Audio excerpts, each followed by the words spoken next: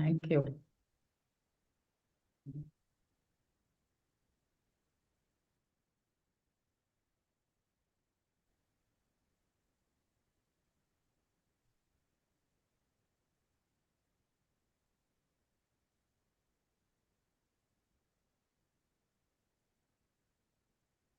Namaste, everyone. Bhaiya, can we start? Yes, we can. Okay. Just take any file issues there on the backstage.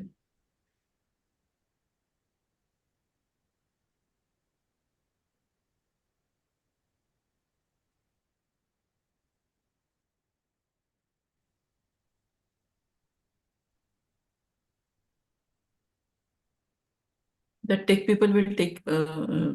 Umesh. I think they'll send them further, Bhaiya. Yeah. Okay. Namaste, everyone. Welcome to the 9th International Conference on Human Values in Higher Education. It is the second day, that is 23rd November 2024. The theme of the conference is Value-Based Education for Humane Society, including SDG. The panel in special interest groups are holistic value-based education, holistic human health, and addressing SDG at the root. We are at panel 1, and the topic for today is vision. So, Didi, can we go for the next slide? Got that. Yes. Thank you. Thank you. So, I would like to call Ms. Lipika Mitra, Director, Parent Coach, Bhushala, Mumbai, India. She is B. Electrical Engineer, Government Engineering College, Bilaspur. A fellowship on sustainability, Hale, Ladakh. She has industrial and social sector experience. She is a volunteer of Universal Human Values from 1 year. I welcome you all to the panel discussion. Now, Didi will be giving UHV point of view to the panels. Thank you. Over to you, Didi. Thank you, Dr. Anita. Namaste, everyone. Once again, a warm welcome to all of you. This is the panel discussion on holistic value-based education. As mentioned yesterday, we have categorized this discussion into 3 parts to have a focused discussion and a definite outcome. These categories are need, vision, and implementation. Yesterday, we discussed about the need for such holistic value-based education. And today in this session, we are going to discuss the vision for holistic value-based education. So first, I will briefly present the viewpoint about the vision for such education. A part of it has already been addressed during the keynote address by Shri Ganesh Bagaria ji.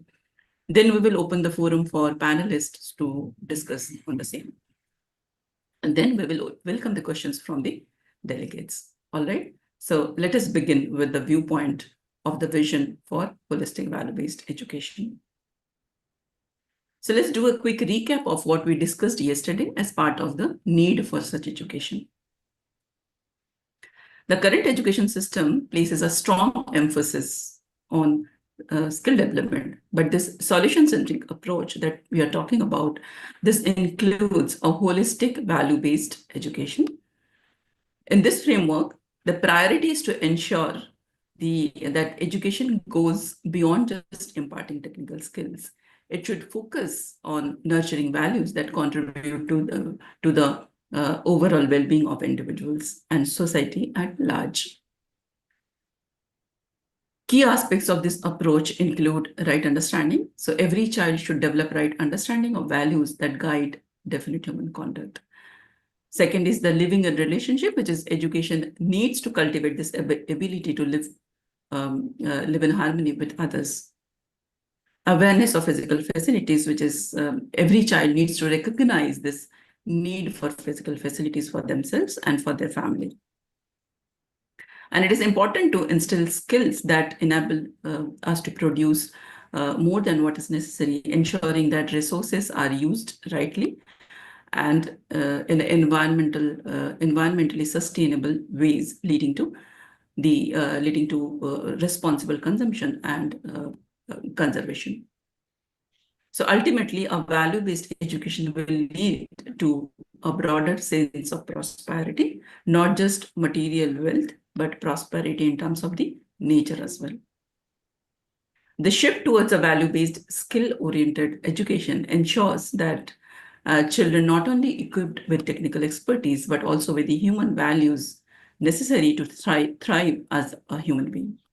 And the basic guidelines that we saw yesterday that will include the human values. The value education needs to be universal. It needs to be verifiable, rational, and leading to harmony. So let's now consider the vision for a holistic value-based education.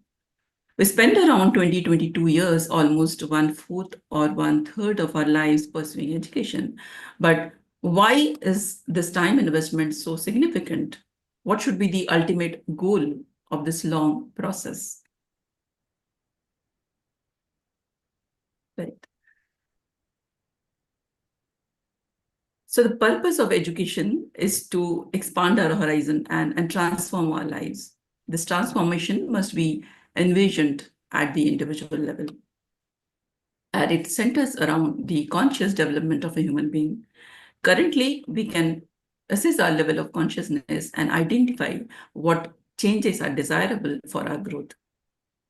So as a human being, we have three basic needs for a fulfilling life, right? Physical facilities, relationship, and understanding, right? So to prioritize these needs, we are proposing that right understanding takes the high priority or the highest priority in our lives as human beings, because it enables us to fulfill both our relationship and our material needs. The second priority is about harmonious relationships, which can only be nurtured when we have the right understanding of ourselves and of others.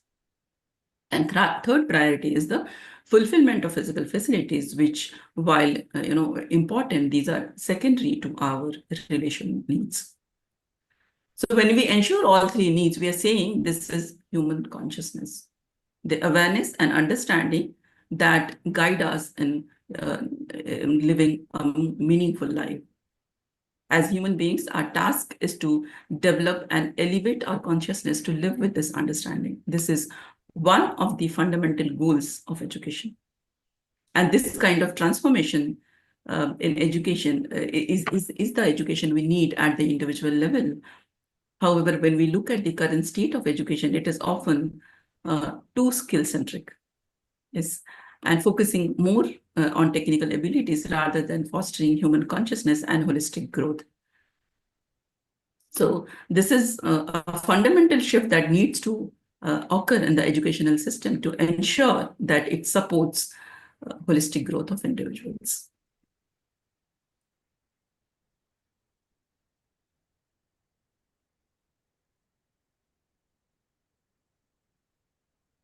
Yes. So when we extend this vision to the societal level, the three core requirements that we discussed, right understanding, relationship, and this physical right utilization of physical facility, this is going to expand to a larger scale.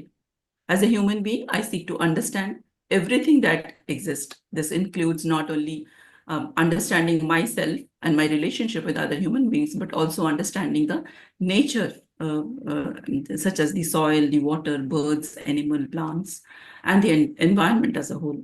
And this broad, inclusive understanding is what we call right understanding in totality. It is the understanding of this interconnectedness of all existence, from the individual to the entire cosmos. And when I'm able to attain this level of understanding, I can live in fulfillment in relationship with every other human being. While we often define family as a limited way, such as our immediate family of 3 or 4 members, but when we look at relationship at this level, then we are saying that every human being is a relative. We begin to recognize that every human being is a relative. And when I can truly understand the feelings of others, I can foster justice in every relationship. And this sense of mutual happiness then can extend from family to the world family, meaning that I can ensure harmonious relationships with every human being across the globe. And it is no longer confined to my personal circle, but reaches out to the collective well-being of humanity. Similarly, by rightly identifying the need for physical facilities, I can create orderliness in my family. And this family level orderliness becomes the building block for a world family order. And I'm no longer motivated by the desire to accumulate as much as possible by exploiting others or the environment. Instead, I seek to fulfill my needs in a way what is mutually beneficial and fulfilling for all. Therefore, at the societal level, this this vision for human education extends to justice in relationship with other human beings and participation in larger order with nature, ultimately leading to the human society. However, when we assess the current state of the society, we observe that in the absence of a shared human goal, individuals often pursue different or even opposing goals. And this fragmentation leads to a society that resembles either a crowd or a battlefield, where chaos, division, and conflict are evident in many aspects of life. And the assumption here is that money is everything, and that accumulation by any means leading to the obsession for consumption, profit, and sensual pleasure in individual and in families. This domination, exploitation, and fear in society is leading to war and terrorism, and there is a mastery and exploitation over nature, leading to the resource depletion and pollution. So these problems persist because while technology advances, our understanding of humanity, understanding of human values and relationships actually does not keep space. If we continue focusing solely on this sophisticated technology, we will only see the rise of more complex problems that technology alone cannot solve. Therefore, it is urgent that we transform education to be value-based. And only through a value-based education system can we address the root cause of these global issues. We must shift from a problem-centric approach to a solution-centric one, where the focus is on creating a foundation of right understanding, harmonious relationships, and the right need of physical facilities. This is a change that the society desperately needs. What we do at the individual level then ripples out into the societal level, enriching and transforming future generations. Through human education, we can ensure both personal transformation and societal transformation. So now, when we work towards implementing this such an education system, it is important to define the outcome of outcome we desire from this approach, which are often referred to as a common graduate attribute. These attributes are the key characteristics and qualities that we want to instill in students through a holistic value-based education. So these 6 common graduate attributes that you're talking about are, one of the primary outcomes is that students will develop a holistic vision of life, which goes beyond just securing a good job or a high salary or accumulating material wealth. They will understand life in a broader context that includes family, society, their health, nature, and how all these are interconnected. Then students should demonstrate socially responsible behavior where the focus shifts from dominating or exploiting others to seeing others as relatives and acting with love and compassion. This fosters a society where cooperation and mutual respect replace conflict and exploitation. The third one is that students should be equipped to practice environmentally responsible work, ensuring that their actions and choices contribute to the well-being of the planet. Currently, many fail to recognize these true needs of physical facilities, leading to the exploitation of both humanity and the nature. A student educated in this approach will make sustainable, eco-friendly choices that help meet the genuine needs of the family and society. Next one is that students must display ethical human conduct at all levels of their living and at all dimensions of their life. Students should also, have the competency and the capability to maintain health and hygiene. Understanding the true health is not merely about curing diseases, but about fostering well-being at multiple levels. This means looking after not only the physical body, but also the mental health, the health of the relationships, and the health of the environment around them. And lastly, finally, students should cultivate a respect for excellence and express gratitude for all that they receive. So these attributes are the desirable outcomes that we seek through this education system, a system focused on conscious development through value-based living. So to sum up, if you look at the vision for holistic value-based education, it has to ensure conscious development at the level of individual, societal development through conscious development of individual, and it has to fulfill the graduate attributes. When the child comes out of the higher education, the child must have these attributes. And we can also appreciate the efforts made by ICT, the governing body for technical education in India. And we are really thankful to them that they have been able to sustain and continue this effort, because of which we have been able to implement this in our country, India, and through this international conference, we want to take this message around the globe. With this, I would like to conclude here and call upon Mr. Umesh Jadhav to moderate this panel discussion for holistic value, for the vision for the holistic value-based education. Mr. Umesh Jadhav is former faculty, GIDU College of Business Studies, Bhutan. He's Masters in Tourism Administration and he's a volunteer with the University of Human Value since 10 years, and he has been conducting faculty development programs as well. He's a member at CCIP and a regional coordinator of our Western region. With this, I hand over the stage to Mr. Umesh Jadhav. Thank you and namaste, everyone. Thank you, Ritika ji, for nicely articulations of the vision, the point of view on the vision. This is the day 2 of the conference, and we have very learned panelists today to share their opinions and views on the vision of education. In the series of panelists, first we have Dr. Durgesh C. Gupta ji. He is General Manager, BEL Corporation Quality and Business Excellence, New Delhi, India. Has done his PhD in Management Leadership Excellence programs from IIM Ahmedabad. Having a lot of industrial experiences, writing articles in socio-cultural activities, jury member for evaluation of quality control cases by the Quality Circle Forum of India. So welcome to this panel, sir. So we have Dr. Suresh R., Professor, Department of Mechanical Engineering, MS Ramaiah, University of Applied Sciences, Bangalore, India. Carries industrial as well as teaching experiences, guided PhD students, published research and authored books. So welcome to the panel, Dr. Suresh ji. Thank you, sir. Thank you. Welcome.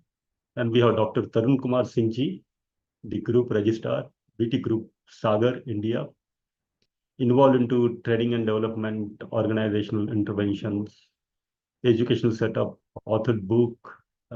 He is also a counselor, a theater artist, print media, radio, speaking engagements, and Manav Adhikar Mitra in MP Human Rights Commission. So quite a versatile personality. Welcome to this panel, sir. Namaskar. Namaskar. And we have Dr. Pradeep Kumar Sharma ji, Registrar UEM Jaipur, University of Engineering and Management, PhD from Bundelkhand University, MPhil, MSc, holds a teaching experience recipients of International Academic Award, Academic Leadership 2022. So welcome to the panel, sir. Thank you, sir. Thank you. Namaste. Namaste. Next, we have Dr. P. Kalpana ji, Professor, Department of Electronics and Communication Engineering, PSG College of Technology, Tamil Nadu. PhD in Mechanical Engineering, has teaching experience, and she also shares universal human value content to her student. So, Kalpana ji, welcome. Next, we have Dr. Shubha Banerjee, Assistant Professor and Scientist, Department of Plant, Molecular Biology and Biotechnology, College of Agriculture, AGKV, Raipur, India. PhD in Biotechnology, MSc in Agriculture Biotechnology, received award on research on hybrid rice, a resource persons for human values and ethics courses in IGKV, published a practical manual for the course on human values and facility development. So welcome to the panel, Shivaji. Thank you, sir. Thank you for that. Then we have Mr. Hiram Kulkarni ji, a talent ambassador, City of Tampere, Finland, certified Six Sigma Black Belt, pursuing doctoral research in digital education, curriculum development, digital education, innovation education, project management excellency, and quite a popular figure in some African countries and even United Nations and some part of India. So welcome, Hiram Kulkarni ji, to this Namaste. panel. Dhanyawad. Namaste. Namaste. Next, we have Dr. L. Kavita Nair ji, Professor and Head, Department of English and Foreign Languages, SRM Institute of Science and Technology, Chennai, Tamil Nadu, India. She plays cricket and badminton. And with the cricket and badminton now, she also started playing on her imagination. So, welcome to this panel, Dr. Kavita ji. Next, we have Dr. Ila Vidya ji, Director, PhD in Textile and Clothing, holds a teaching experience, in-charge principal, IQAC coordinator, PhD guide, HOD Nirmala Niketan, affiliated to University of Mumbai. And she is one of the volunteers of Universal Human Values for the past 4 years.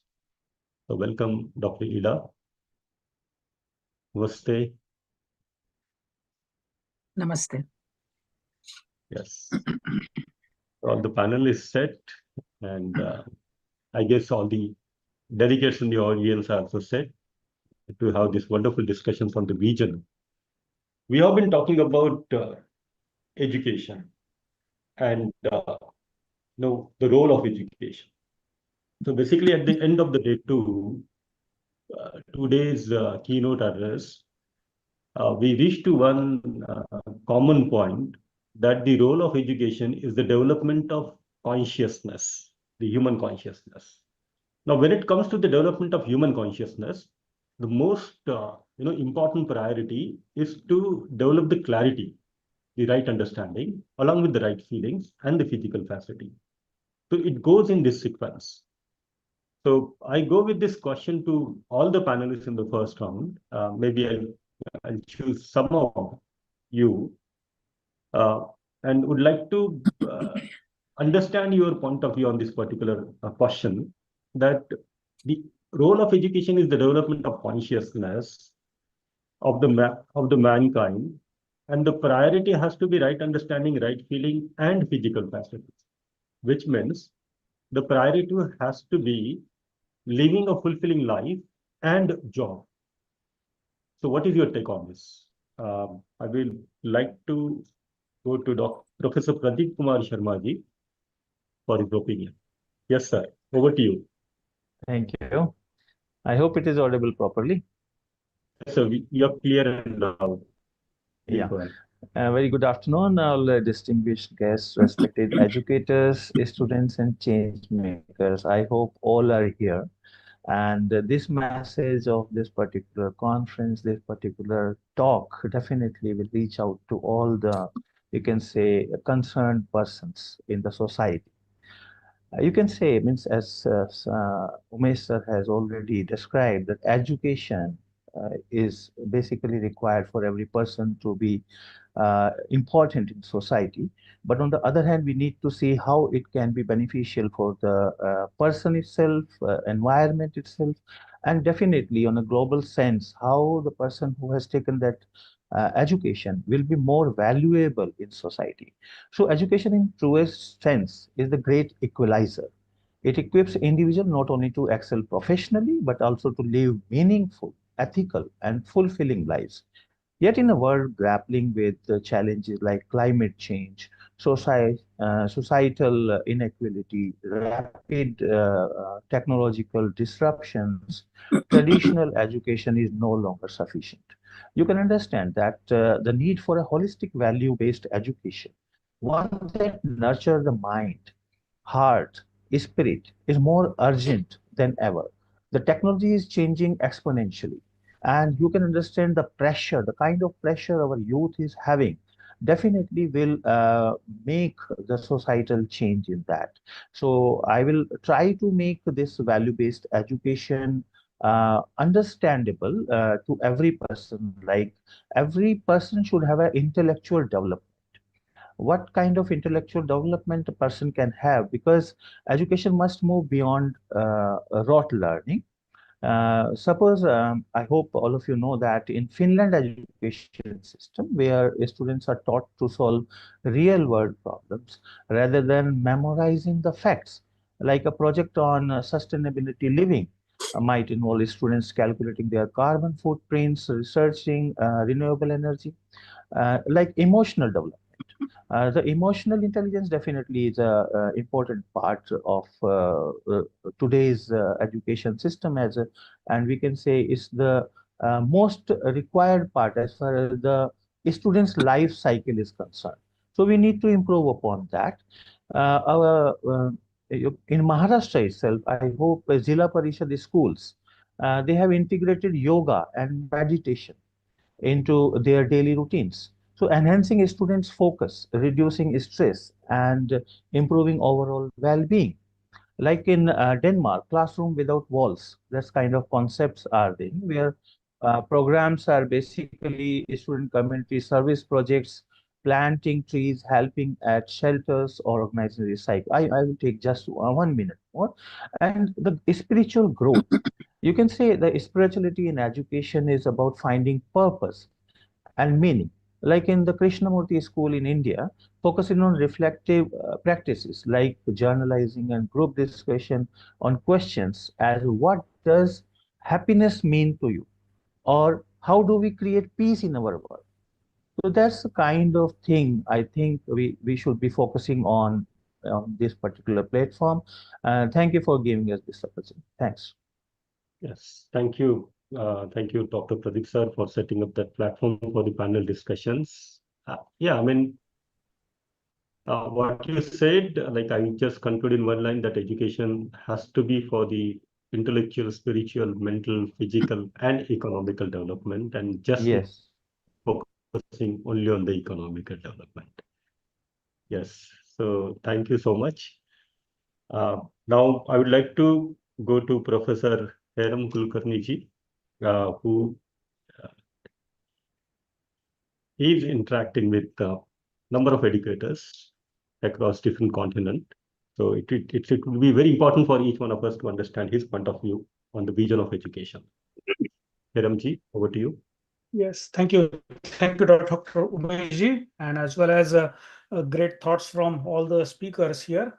And I really agree with Dr. Pradeep Kumarji that what we need is that we are not only limited to the traditional ways of teaching and learning, and for that we need to innovate in the teaching methods and not only the education itself but in the pedagogies. So that's where we concentrate on. So just to give a background, at Council for Creative Education here in Finland, we designed the Finnish curriculum schools and the creative ways of pedagogical learning, and through which we develop the various active learning methods, providing the various solutions by which students' agency can be developed and teachers' motivation can be developed. So these are the main areas on which we work. And one of the area on my focus area is on the education technology and how the current developmental changes are happening. And I will put one bold statement here so that to make the things future for the future learning. Everyone is looking forward to artificial intelligence, what it will do to the world. But I have a specific, let's say, notion, but at the same time, research proves that the trajectory that artificial intelligence will democratize the education. It will make sure that the what current learning in the school context, we are concentrating on the facts, figures, it will be replaced by what human can only do, which machine cannot do. So human has a unique ability, as Dr. Pradeep Shi said, that emotional intelligence, which will not be have with the machines. Similarly, consciousness studies are gaining foothold across the globe. India has been working on this area since ages, but are we making it as part of school education? Unfortunately not. But with the AI in place, we will concentrate on the consciousness studies more at the school education level and university level, and we will outsource so-called information retrieval to AI and to technology, which is still not happening. So we should be a bit more hopeful and as well as bit more positive that these technological interventions are going to gain foothold for consciousness studies in the future. But for that, it will not happen automatically. It will happen through pedagogical intervention. And for that, we need to change how the teaching learning methods are really being practiced in the current world. And that's why Dr. Pradeepji also said that in Finland, we really practice that we don't concentrate on memorizing the facts, but we have something called forest school. Outside, we have -5 degrees temperature right now. And outside my house, we have a forest. We go and learn in the forest to understand how the SDGs work in practice. So we have forest school concept. It's a very interesting part. Once you search in Google, you'll find what is meant by forest pedagogy. So these are the various ideas on which we are currently working on. And at Council for Creative Education, that's our motto of redefining education through creativity. Thank you very much. Right. Thank you, sir. And well said. There's a difference between man and the machine. So the machine is a material, and the man is the coexistence of material and the consciousness. And the consciousness of the man has the potential of understanding. So if we realize that potential, that would be the development of consciousness, and such development would lead to the holistic development as an individual, family, society, and the world at large. So thank you for that opinion. Now I would like to take the same questions to Dr. Shubha Banerjee. Shubhaji, what is your take on this? That shall education focus on the development of consciousness, which means development of right understanding, feelings, and then the physical facility? So over to you. Thank you, sir. I think my view I would directly put in, like when we say about right understanding, then it includes physical aspects. It includes understanding of human being as part of consciousness, we are saying, and it also include other physical aspects which are in the world. So right understanding is not only about us, it is about everything which is there in the world. And once we understand it rightly, like how it is in actuality, and then how it functions, then we can ensure its righteous utilization. I mean, we can value that in its place where it should be. We can find its value for ourselves.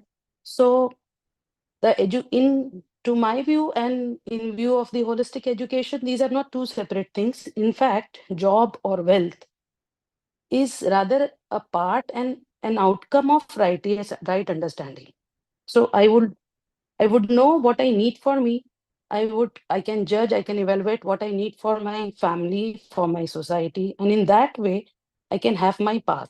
So consciousness is including understanding of others also, because I am a part of whole. I am not alone. So I can see myself as an integral part of the whole world. That's it. This is my take on this. What we can do is to uh, facilitate or to encourage people towards this is to develop their observation, to develop their logic. The students, not the students, the children, they are very good at observing things. So we can provide them with the right answers, not the answers that we have learned from our system, the answers that are actually there. So this is the basic difference I see. That's it. Right. Thank you, Shubhaji. That's a very thought-provoking statement, right? I am not the whole, but I'm the part of the whole. So if I understand the whole, then only there would be sort of a synergy in my living, and that is what basically the role of education. So thank you so much for that. So if I may add here, because I think I have some time. Still you have a few seconds. Yes. You can. So because you said this line, we see ourselves as whole, we human beings. So we see that everything is for us. But when we see ourselves as part of the whole, then we can find that no, everything is in place and we have to learn that. That's it, sir. Okay. So thank you so much. Yeah, and a lot of research, a lot of innovations are happening in the area of education, in the area of pedagogy, in the area of teaching, tools and techniques, curriculum, new things like technological innovations. So a lot of innovations and research are happening. So what do you think? Like if we give emphasis on the value-based education, the institutions will not be able to progress in the directions of this innovation or research, or the progress will be there. So what is your take? I would like to go to Dr. Tarun Kumar Singh ji. So sir, what do you think that what will happen to our research and innovation if you shift our focus from skill-based education to the value-based skill education? नमस्कार Namaste. नमस्कार sir सभी को सबसे पहले sir what I think is this that even I am working in this field for last 18 years and I take the challenges very simply. Nothing is problematic. The thing is that we have to understand that for what we are working towards and planning towards is already existing in the system. There is nothing to redesign or we'll have to work on creating the new, flavors and approaches towards value education. Values are already existing in the system as far as we Indians are. We have to resume it. Now we have to talk on it that how would it be possible to resume what was already existing in the system of Indian culture tradition. We leave that part and try to, work towards different and new things which will create problems. Let me explain. A person, being a human being, must be responsible towards himself first. An individual who is responsible towards himself will be useful product or responsible towards the family members. And once he'll be dealing with the family members and all those relations, whatever he is managing there, he'll be useful product for the society. And once he'll be useful product for the society, he'll be useful for the whole human society. Because the time is limit, what experience of mine is this, whenever I go for my seminars and workshop, I used to play a song. इतनी शक्ति हमें देना दाता, उनका विश्वास कमजोर होना. And what I experienced that every day, whether it is a 3-day workshop or 1-day workshop or a 5-day FDP, I used to start my FDP or my session with playing this song. And anybody, those who are sitting in the panel or those who are in this conference, please try to understand, go through the every line of that song. You'll find the crunch of value education. बुराई किसी के प्रति नहीं होना, सब में harmony होना. Or when we do this, a simple way. So, first of all, we are talking about the vision, and vision is a common statement that should be spread accepted towards some goals, aims, and objectives. Let us decide what are the aims of education, objectives of education, sit, design them. It's very easy. I said without taking the names of books or community or dharmas, I would like to explain that since a human, a child come and he joins the school, start the value education. When we are talking about the holistic value education, that is different thing. And when we are talking about the value education, again is very different thing. Sir, universally values are can be, we are talking about the understanding, than relationship. Understanding is very important. We have to work on the understanding.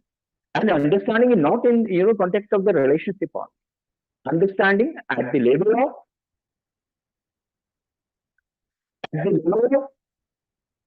the contradictions also. I have some examples of my students when I teach them the happiness or harmony. They come back after the completion of the session day and ask, sir, my grandparent taught me to be happy in both conditions, sorrow and happy. वो छोटे छोटे instances हैं sir जिनको हम उठा के अच्छा काम कर सकते हैं. हम देखते हैं कि तररम पम तरम वो गीत आप सुनिए कि कभी खुशी कभी गम, दोनों में अच्छा रहना है. हम देखिए कितना कॉन्ट्रडिक्शन क्रिएट कर देते हैं. We create the contradiction when it comes. Tarun Kumar ji, like we have time constraint, so if you can conclude. I'll come back to you in the second round. I will definitely come back to you. So finally, my final verdict will be this, that we have to work towards the value education, but the rehearsal and experimentations are more important before going to the classroom. That's it. Yes, thank you so much. Yeah, so like how I can conclude, Dr. Tarun Kumar ji, is we do not have to create anything. The existence is there. Right? I do not have to create an Earth. I do not have to create Mars. I do not have to create Jupiter. That is what he meant to say. And he said that everything is there. I need to develop my understanding to that level, to have that world vision, to identify my role and to play my role, in each of, like as an individual, as a family, society, nature, and existence. And that is the role of education, So thank you so much for sharing your views on this. Now, I would like to go to Professor P. Kalpanaji. Again, I'm taking up the same question to you, and it has come out very nicely from Dr. Tarun Kumar ji that we conduct the research outside, but one of the major research has to be conducted within. So if we conduct that research within, that a technique for the development of consciousness. So Professor P. Kalpanaji, like people keep talks about this research and innovations, and that has become a primary goal of educational institutions these days. But then what you think, like when you go for this value-based skill education, the institutions will be keep progressing in the field of research and innovation? If yes, then how? If no, then why? Yes, over to you.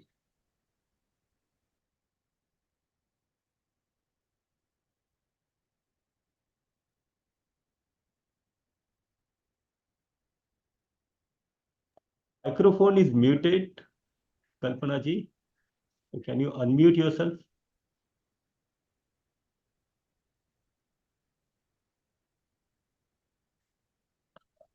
Either voice is audible? No, Bhaiya, I'm no, to you. no. Yeah, Kalpana ji, you check with your voice, this audio system. I'll come back to you again.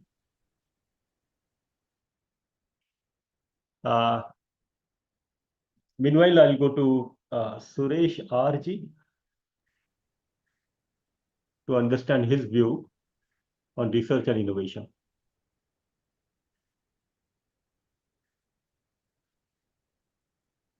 Suresh ji.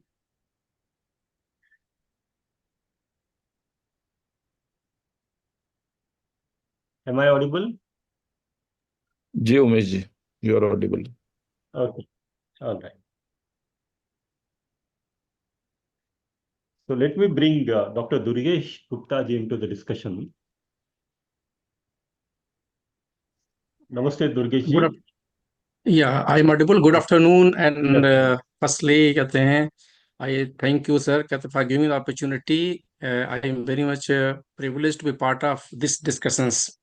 So the topic, I think, for today is the vision for the holistic and value-based education. When I say the vision for holistic, means a human consciousness. So what, in my opinion, I am in the technical field since 35 years. So what I perceive that the human goal is excellence in every walk of life, maybe professional, personal, and that includes, in fact, success, prosperity, inner peace, and happiness.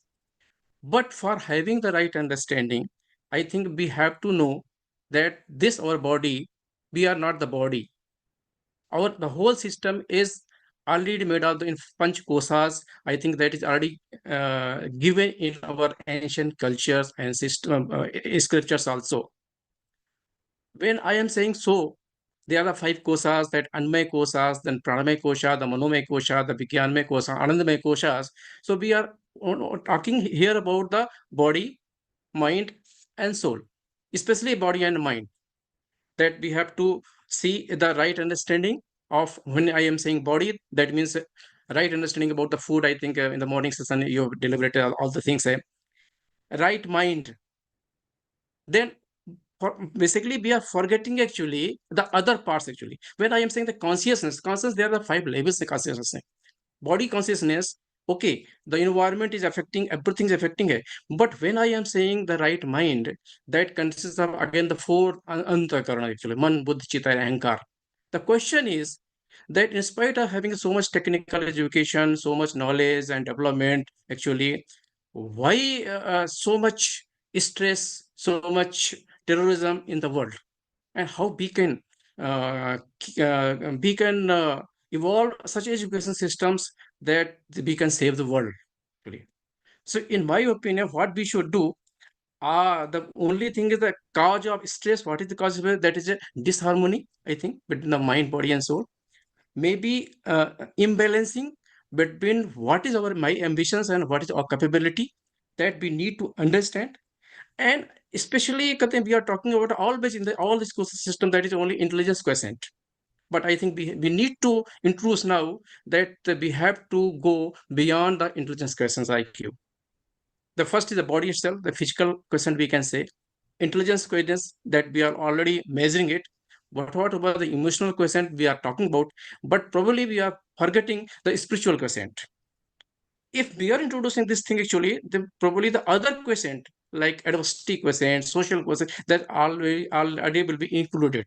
When I am saying the spiritual meaning is not religious thing, in my opinion. Actually, spiritual meaning only the thing is to know the facts, and when to know the truth, such is our under we are talking about, and this encompasses the whole thing, from science to parascience, from vigyan to paravigyan.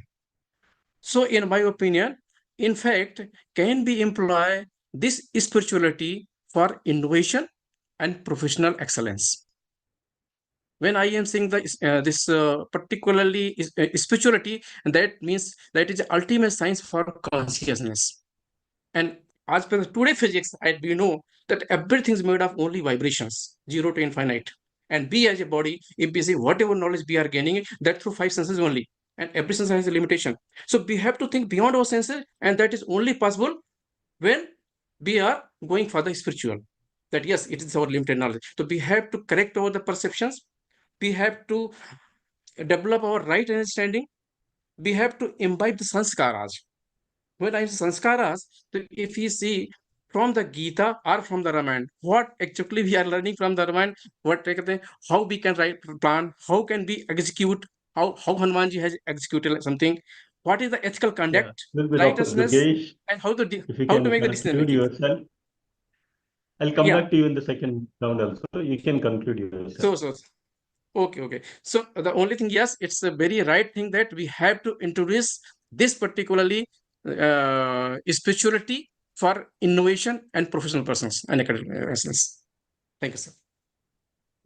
So thank you so much.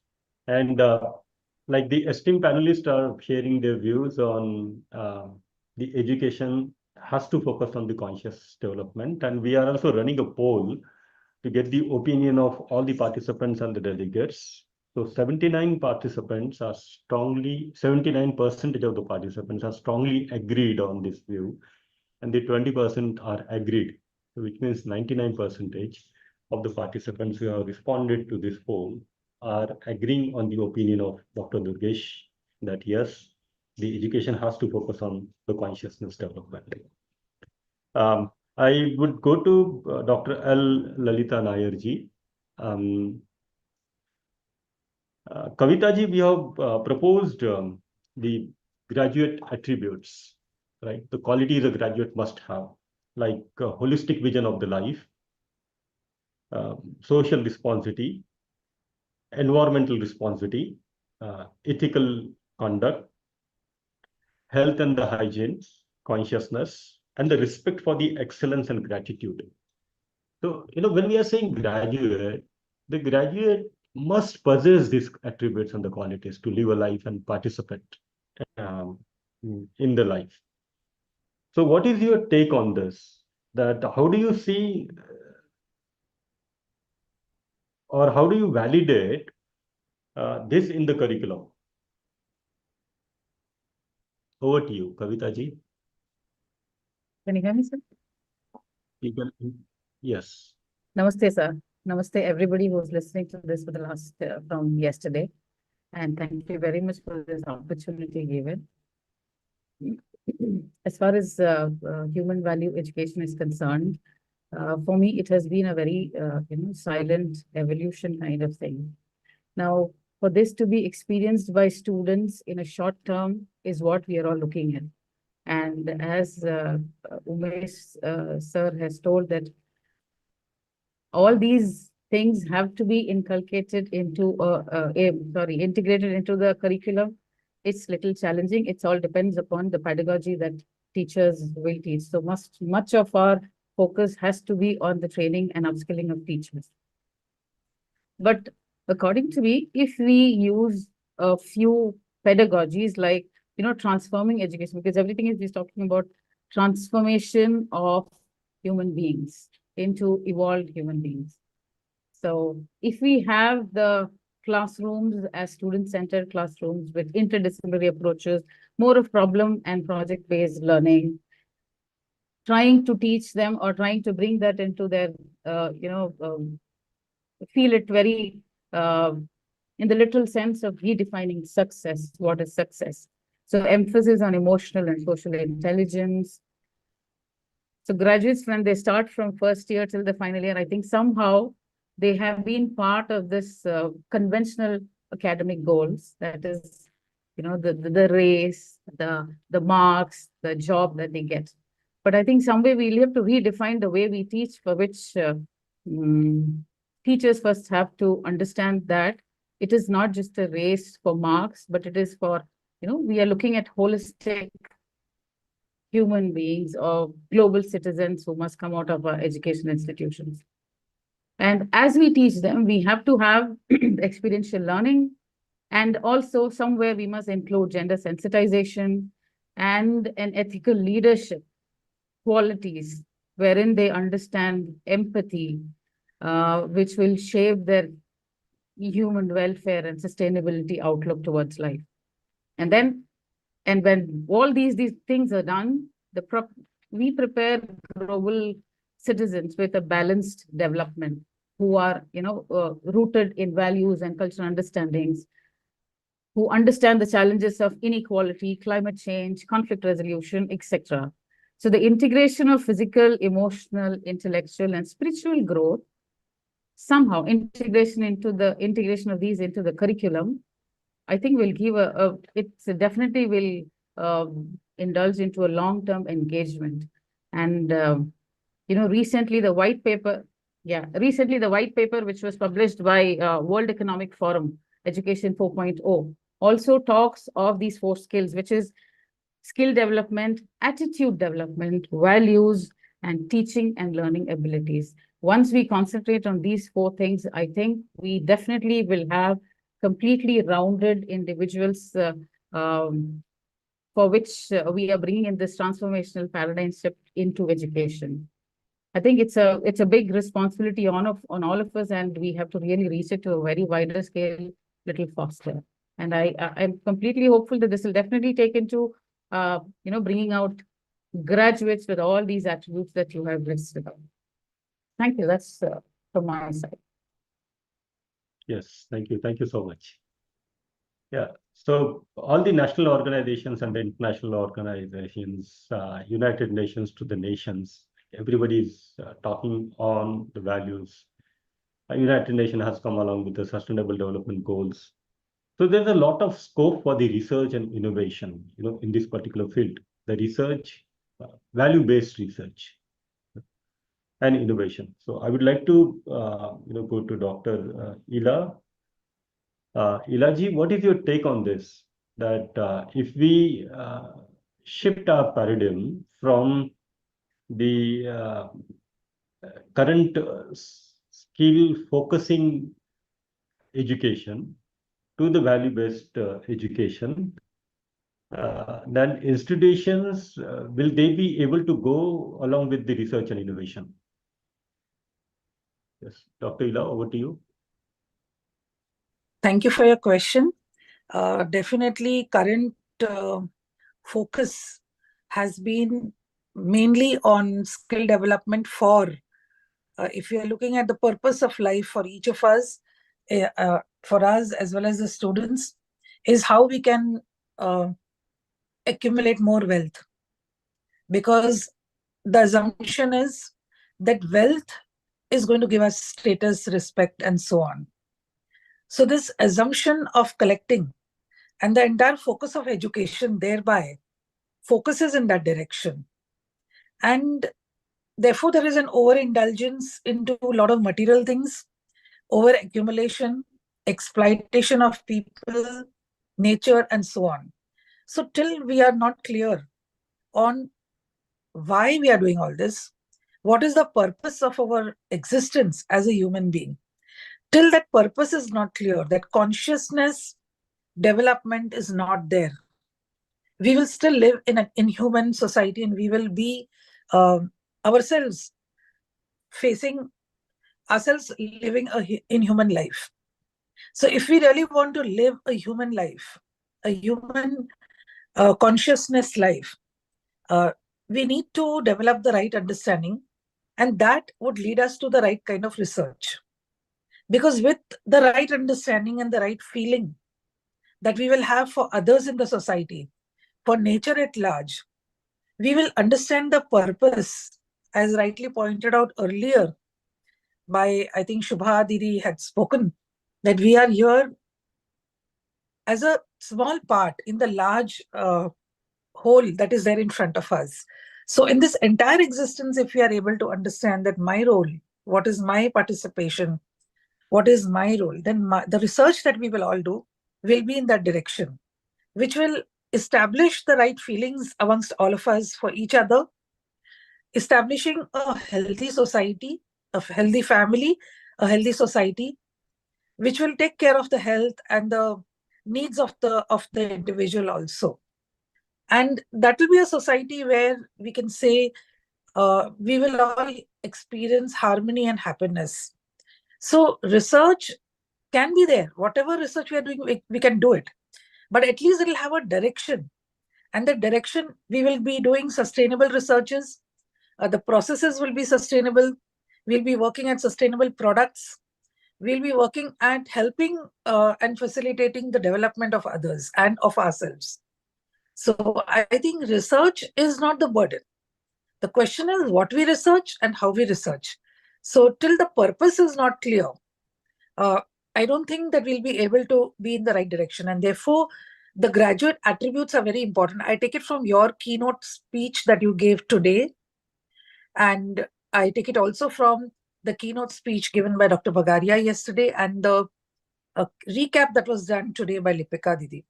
So I take from there that a holistic vision of life in us, where we understand the broader purpose of life, that will help us to understand our role, our responsibility towards ourselves, family, nature, society, and so on. And thereby our conduct will be naturally ethical, our researches will be ethical. We'll be working towards the development of each one. And I think that is research is not the question. The question is what we research and how we research. So I think the common graduate attributes that you had mentioned are very, very important according to me, because if we work towards it, we'll have a holistic education and a human consciousness development in every individual. Thank you so much. All right. So thank you so much, Dr. Hila. Yes, the research and innovation is there, and we'll continue doing it. But on the clarity on what to research, it means on the clarity that what I want to be as a human being and what I want to have as a human being. So once that clarity is there, then we would have research and innovations for the appropriate technology, appropriate food, appropriate mental health, appropriate routine. So all those for every field. Yes, any field. Yeah, it'll be medical, pharmacy, it can be law, it could be economy, it could be any field. Then those universal principles will be able to apply. Correct. So thank you for that opinion. That research will be guided by the universal principles, and the outcomes of the research will contribute in the domain of knowledge and wisdom of individual, family, society, nation, and the nature. Yeah. So thank you so much. With this, we come to an end of the round number 1. Now there's the round number 2. But before going to the round number 2, let me check with Kalpana ji. Bhaiya, am I audible now? Yeah, now you're audible. Thank you, Bhaiya. Now you can take up the same question. Yes. Definitely, value-based education help for research and innovation in universities, because a lot of research and innovations are happening, but still we have a lot of societal problems need to be addressed in India. When every students are given the value-based education, maybe when he define the problem for his research, he may move towards his perspective, may towards the societal problems he will be able to address for his research. And other thing is lot of ethical issues that are happening during research now we can see in many places. So that can be avoided, because even during journal publication, we could see a lot of things that unethical practices are followed, which can be avoided if the student have right understanding and if he has a holistic view of what kind of research he is doing. Definitely that will help him. Then other thing is when he have a right understanding about the nature, when he develops some products, that products it may address any societal problems or health issue kind of products. If he develop, he may inculcate eco-friendly kind of thing which will not harm the nature. Yeah, the product may address maybe more of nature. That is, it will help the nature to. It will help him to develop the product which will be more of eco-friendly. So in that way, if he has the value-based education, definitely it will help the students to do his research, and his perspective itself will change, and definitely it will help him to do his research in a more ethical way as well as in a holistic way. That's my takeaways. Thank you. Yes, thank you. And delegates also resonating with your voice. I take one, Sonia Kapoorji, Dean. So she has mentioned research will be directed to sustainable solutions. And that's what you meant to say. By understanding the nature, we can have the more mutually fulfillment oriented research than, damaging research. Yes. So thank you so much for that. Thank you. Okay. Yeah. And I'm glad that your mic has started working. At least we got your opinion. So now we go to the second round of our discussion. Basically, the formal education has to be a pillar for the human society. Correct? So how do you see this as a goal of education? I directly would start this with Dr. Tarun Kumarji.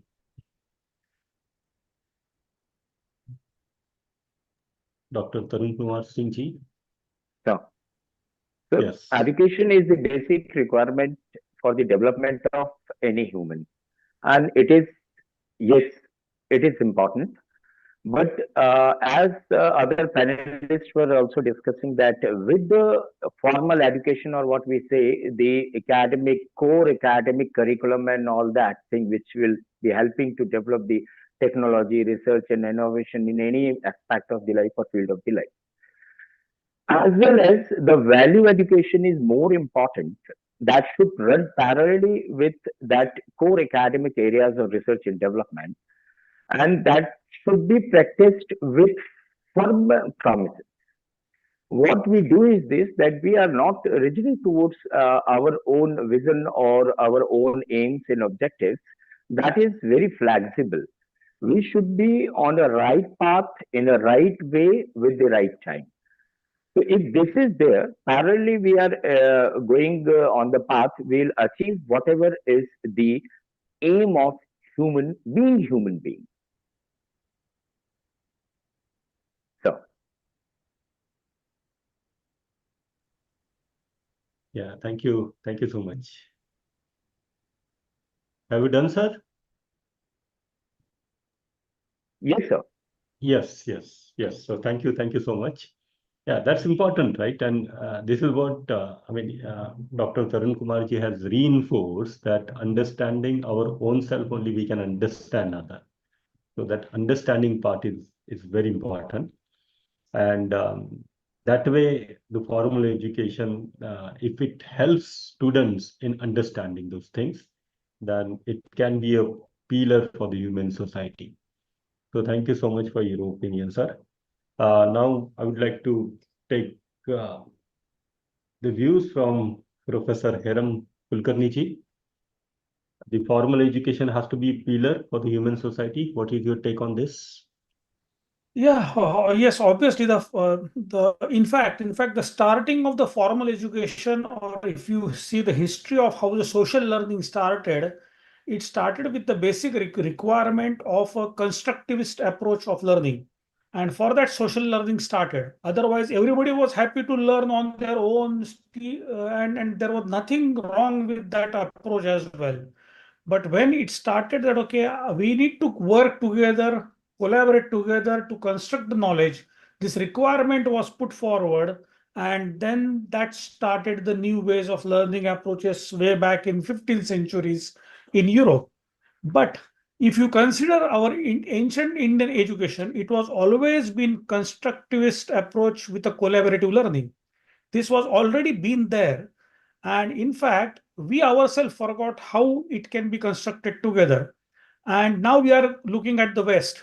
I'm sitting at the West. We are looking at somewhere else.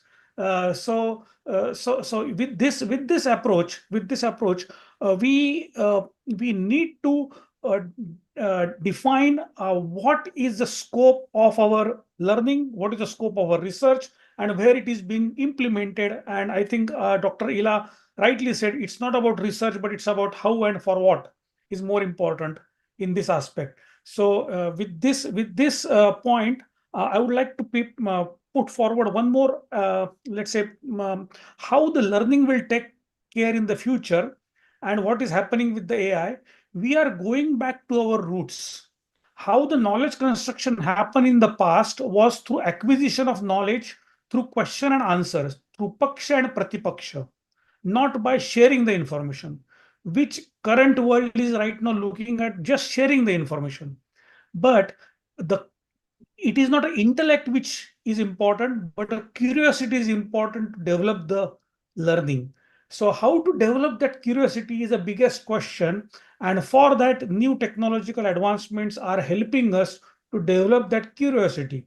Now, whether we make use of it or not, it depends on how the technology and how the learning will proceed further. Thank you. Yes, thank you so much, sir. And again, like going with the same opinion, the formal education has to be the pillar for the societal transformation. But to make this pillar more stronger, we can use the right utilization of the technology. So the technology is there to support us, to support even to develop the curiosity within us. Like when we see some object, we get curious. But that if that curiosity is there, then only the questions can form within, and we can interact to find out the answers for the questions which are going within us. So thank you so much, Heramji, for your insight. I now would like to go to Professor Pradeep Kumarji. Like there is always talks about education and the role of education, and like this is one of the the view that education has to be a pillar, the constructive pillar to shape a society. Basically, what shapes a human being is the education, and who shapes the society is the human being. So, what is your take on this? That education to shape the society as a goal. Thank you, sir, and all the panelists over here, and all the esteemed guests and students present. I just want to discuss one thing, that please think that since ages, since last many thousands years in India, when the gurukuls were there, when ashrams were there, when the teaching were in gurukul environment, and the person coming out of that were not able to give the values to the society, were not able to give, you can say, the back to the society what they have learned. So my point is that already in our system, in Indian system, in our education system, earlier, we had all these things imbibed in our education system. And as per the questions what you have asked, that regarding the education is a pillar of the society, definitely it is. But there is certain kind of, you can say, thoughtfulness we require, that what we are learning, what we are actually doing with our family, with what we are dealing with that particular in our society, what we are actually transforming, what we are interacting in terms of societal behavior. So that societal behavior is basically what represents what we are, what we have learned, what we have been developed into. So my point is that we should definitely, education is there for different parts of societal interaction and societal development, and it's definitely will be a part, you can say, we cannot remove it, and we should improve upon it. As far as the technology is concerned, definitely we should develop, and we are developing the AR/VR solutions like that. A particular student can be given an Oculus set and can be asked to be in the shoes of a, you can say, a old person, or a society is been moved up into, so that he can see in a virtual environment, he can see that what pain they are in, so that they can help this kind of thing. So we should be having those kind of activities like ethics ball. Like ethics ball is where students can debate more dilemmas, like such as whether artificial intelligence should replace human labor, or how to balance privacy with public safety. So all these things means definitely will help. Education definitely and always been a pillar, will be a pillar. We cannot remove it. And I am on a very strong point that technology definitely will support all these kind of things. Thank you. Yeah, thank you. Thank you for that strong statement. That education is always, it has been a pillar and it will be a pillar. So thank you so much. I would like to, bring some delegates into the discussions. So if the delegates have some questions for our panelists, please do raise your hands. But I request all the delegates that please brief and come with the clear questions relevant to the discussions today. Sir, And that is the vision. can I Okay. make a point here, I'll come if to I'm it. allowed? Yes. Okay. I would ask delegate to ask the question to you. Okay. Actually, on formal education thing, I was thinking just to put one point, if I am Maybe the allowed. delegate would have similar questions to you. Okay, Okay, sir. just wait. Dr. Sunita ji, are you there? Your hand is being risen. Do you have any question? I thought there was Jesu. Aditya ji, do you have any question?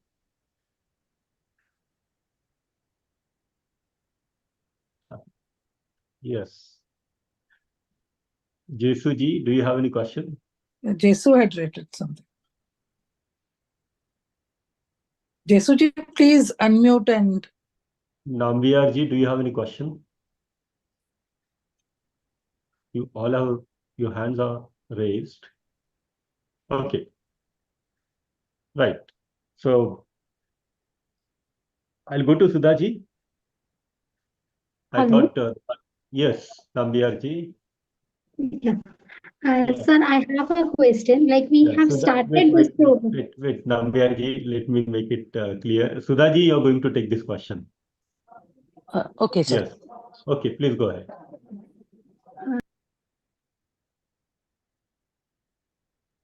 Yes, Nambiar ji, you got muted. Can you please unmute yourself? Yes. Audible? Yeah. So I have a question. Like we have started this program for the students. We are planning to start it for the young kids also. So what about the corporate employees who have missed on these type of sessions? And shouldn't we target on that part? Because when our students go to this corporate world, they will meet the bosses or the people around them who have missed on these type of sessions or lectures, and that particular group of people who are into this competitive world should be addressed. All right. So yes, I mean, we are starting with the students and the faculty members because we are in the education and that is the role of education. But the tomorrow's corporates are sitting in a classroom today. So if we shape them through the human education, they will take it to the corporate. But what you are saying is absolutely right. This right understanding and right feeling is required in every individual. So there, I mean, who knows in the future, we may have such sort of an international conference or national conference for the corporate people on universal human values. Yes, sir. So thank Because you for I your have suggestion. almost 15 years of banking experience, and now I have shifted to teaching. So only Yes. 2 years of teaching, and I was introduced to UHV 1 and UHV 2. So Okay. I thought that last 15 years there was no such session for the corporate people. Okay. We will definitely, take up. This is responsibility of each one of us. So we all together will make some programs. So thank you so much, Nambiar ji. Okay, Shubhaji, you can share your own opinion on the previous question. Thank you, sir. Actually, thank you, Nambia ji. Your connection is quite connected to what I was going to say. Like, formal education is definitely a part where this should be taken, and this is being taken quite seriously there. But when we see that education has been dependent on society, our education system has changed as the need of society. right from hunting, gathering to war to industrial education. And now we are skill-based because we have gone through the era of industrial revolution and other things. So definitely, formal education is something where we try to systematize or institutionalize our learning. We learn something as human being, human society, and then we try to make it a pattern, or we try our future generations to learn the same thing. So that is the role of formal education. Definitely, it is thought-provoking also, research is also there, but a larger portion of society is also there, which needs continuous awareness, which needs continuous discussions on these things. As she rightly pointed out, that there are many people out there who are also making the perception, who are actually sending these messages to the policymakers, to the people in education, that this has to be brought in the formal education system. So, of course, this will run both ways, from society to the formal education system, and then it will go back to formal education system to the society. So that's what my point was. And as Jadhav sir also rightly pointed out, that it will go in the next, maybe next phase of the program will be towards the society. In fact, right now also, human value program is being run for society in many places. So it is running both ways. Yes, thank you so Thank much. you. Yeah, these human values programs are run in many different strata of the society. That's what Dr. Shubha has mentioned, and I go with her. My next question is this human education leading to personal transformation, and through personal transformation, one can participate into the societal transformation. Uh, so kindly make an appraisal of the education today in the light of this particular vision. I would like to listen from Dr. Durgesh Gupta ji, that education is for the Yes, personal transformation and to participate into the societal transformation. yes. Actually, since I am from the corporate functions, so definitely I think it's a good question for me also. So in India, I think everyone might have heard the concept of the quality circle. That is at the apex level. It is being organized by Quality Circle Forum of India.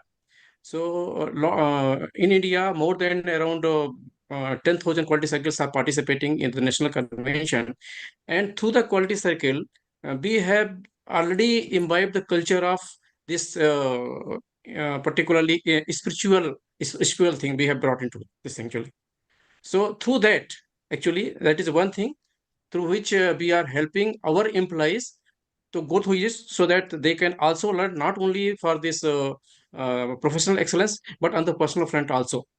So that is one thing. Secondly, even in the corporate functions also, many of the corporate offices, the employees are trained at the institutions, top institutions, wherein I think the lectures from the Gita and from the Vedas, those are given actually. So that is also another way wherein our the corporate peoples, they are also learning into this domain. Thirdly, I would like to say regarding this, because we are in the technical field, we are talking about the artificial intelligence. That is the future actually. But if we say the artificial intelligence, in fact, through this actually, that we can carry out only the repetitive kind of task. It can never replace the human intelligence. So as for this particular objective is required, regarding this spirituality, that is required for guiding the society for the future welfare, which AI can never do. Because through AI and through other things, we can accumulate the luxury for the body, but not for the as a human being. Human being are being human. Yes, sir. Thank you. Thank you so much, sir. There's an interesting, comment in the chart that I think by Shashi Biyaniji that there's a gap today between the today's corporates and the tomorrow's corporates, and the today's corporates are parents and the tomorrow's corporates are the children, or maybe the teacher and the children. So there's a gap. And the human education is leading to the personal transformation, leading to the societal transformation. This is sort of a vision. So I would like to go to Dr. Ila to have her view on how this human education would fulfill the gap between the today's corporates and the tomorrow's corporates. Yeah. I'd just like to say that if human education, which deals with human consciousness that we were talking about, human values, which will be taught in formal, which is being taught in formal education, and which can be taken further into formal education, it would lead to a human conduct, because what is there in the mind is also in the action. It follows in the action. So definitely, if we are able to develop the right kind of thinking, the right imagination within every individual, that is the human education that we are talking about, that will address a lot of inner concerns right now, where we are so externally oriented. It will take us more within us. And this inner journey that will be there will also be able to develop the right conduct on our behalf. And thus we will have a human society. So definitely, if this is worked on, human education is worked on, we are able to see every individual. Because when we are talking about higher education, and you just mentioned about that they are going to be the tomorrow's corporate. So the same students who are sitting in the classroom today, if they go through this entire process, because this is a process, this is not a content which can be mugged up and given an exam. This is something that one has to explore within. This exploration within will establish that thinking. And that thinking is the development that we are all talking. That will never get lost. So this is the right time in the school and college education that we can develop the mind, and that will bring about the transformation. So this individual transformation will lead to a societal transformation, because every individual will become a role model for other. Every individual will lead to harmony for themselves, their family. College student, once they within 4 years, 10 years, they'll also have their own family. So we can see the multiplication of the whole society, that the way it will happen. So one person's humanness in conduct will lead to many others, the humanness in the conduct of others. So I would just Thank like you, to Dr. say Ila. thank you Thank so you. much. Yes, thank you for your views on this particular question.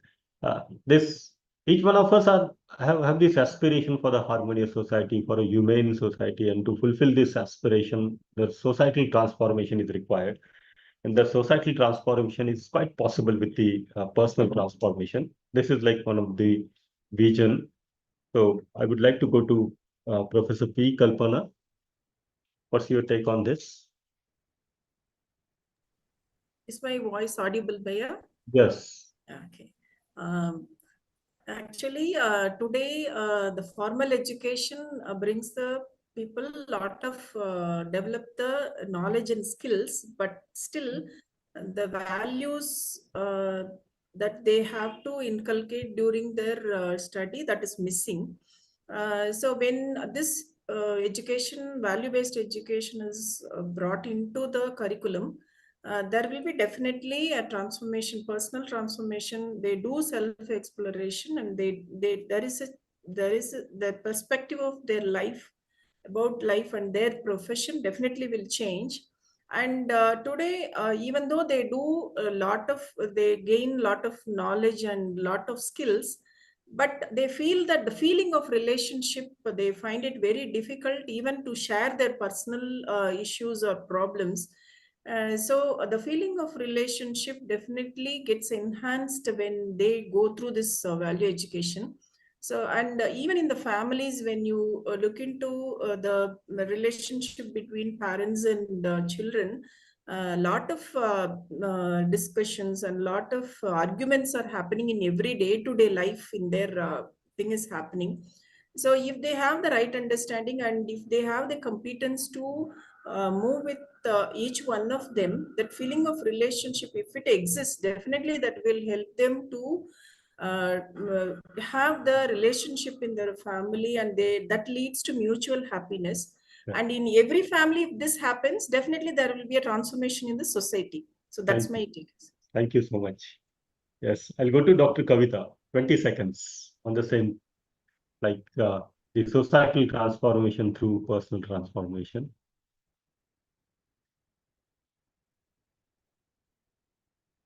You need to unmute yourself. Sorry. So, sorry, you have only 20 seconds. Right, sir. So education, as I see, as the most powerful, infinite resource that's available to us, which will help students to transform themselves. And when we are talking of the self-transformation, it is definitely going to, affect people around us in a small way, and then it is going to affect people around, further into the society. And once we have the right understanding to understand the difference between wants and needs, I think there is a lot of clarity going to come, which is going to even bridge the borders of this corporates and education. There is a big divide now. Just now we were talking about corporates. How can we take it to the corporates? I think when we look at individuals as citizens, I think in every field we require people to have the right understanding, which will automatically get transferred into the people around us, and slowly it gets infected. The best infected thing is, a smile or a positivity that everybody carries. So once this is done, I think the whole system is going to get the difference of this transformation that we're talking about. So self-transformation definitely is going to lead into a bigger, wider societal transformation. So the responsibility again comes to the individual to get the right understanding, to understand between wants and needs, because the whole world is vying into what is want and what is need. Once that is clear, I think there's going to be a big transformational shift that's going to happen. Yes, thank you for the time, sir. Yes, thank you so much. It's 4 o'clock. Let me just conclude what the voices of our panelists and the delegates, that the human educations would definitely help each one of us and the students to develop the worldview. And with the worldview, we'll have a world perspectives. And with the world perspectives only, we'll be able to understand the values, and we'll be able to live with the value, which would lead to the just and equitable society. So thank you so much, all the panelists, to be the part of this panel, and your insights, your opinions on each of these questions helped each one of us to get more clarity about on the vision of the education. So thank you so much. Thank you, sir. Namaskar, everybody. Thank you, everyone. Yes. Thank you.